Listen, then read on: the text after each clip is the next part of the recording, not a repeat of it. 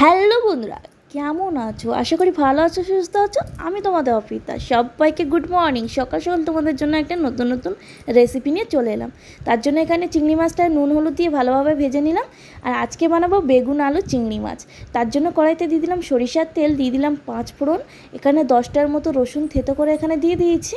দিয়ে দেবো সামান্য একটা ছোট্ট সাইজের পেঁয়াজ কুচি করে। পেঁয়াজটা না দিতেও পারো, এটা আমার ইচ্ছা অনুযায়ী পেঁয়াজটা অ্যাড করেছি। তোমরা চাইলে পেঁয়াজ না খেতে চাইলে পেঁয়াজটা না অ্যাডও করতে পারো, তো সেটা নিজেদের ব্যক্তিগত ব্যাপার। আমার সব তরকারিতে পেঁয়াজ দেওয়া অভ্যাস, তাই আমি এখানে দিয়েছি, তোমরা না চাইলে না দিতে পারো। এবার পেঁয়াজটাকে ভালোভাবে এখানে হবিয়ে নিতে হবে। আর বেশি পোড়ো পোড়ো করতে হবে না, একটু গ্যাসের ফ্লেমটা হাইতে রেখে কালারটা চেঞ্জ হওয়া অবধি ওয়েট করো।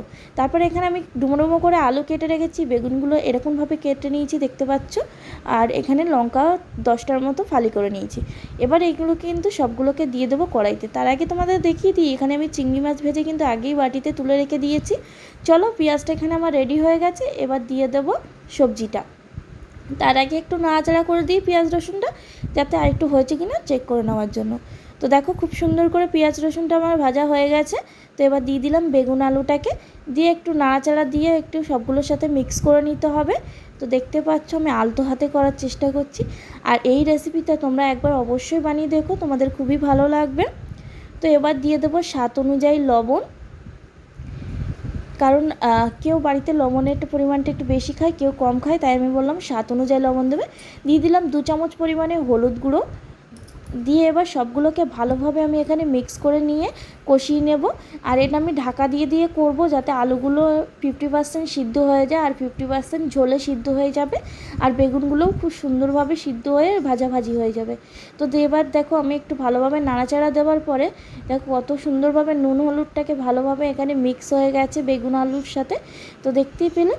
এবার কিছুক্ষণ নাড়াচাড়া করার পরে 10 মিনিটের জন্য এখানে আমি ঢাকা দিয়ে দেবো। এই সময় কিন্তু গ্যাসের ফ্লেমটা লোতে রাখতে হবে। ঢাকনা খুলেই কিন্তু এখানে দিয়ে দিলাম আদা কুড়িয়ে, ছোট্ট এক টুকরো আদা কুড়িয়ে দিয়ে দিলাম, মোটামুটি 1 চামচের মতো, ছোটো চা চামচের 1 চামচের মতো আদা কুড়িয়ে এখানে অ্যাড করেছি। ভালোভাবে কষানো হয়ে গেলে এখানে কিন্তু আমি এবার অ্যাড করে দেবো প্লেন জল।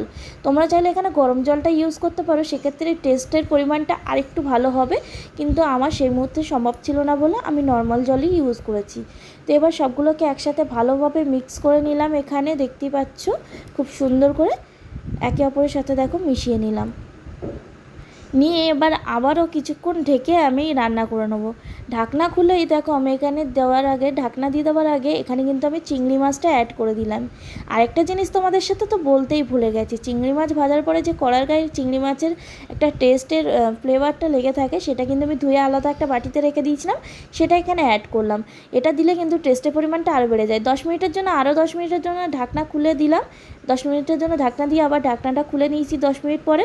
এবার দেখো একটু ঝোলের পরিমাণটা আরেকটু কমিয়ে আসতে হবে, কারণ এটা গামাকা গামাকা করব। তার জন্য কয়েকটা আলু এখানে আমি গলিয়ে দিলাম, আর এখানে দিয়ে দিলাম আদা আর জিরে বাটাটা এখানে অ্যাড করছি।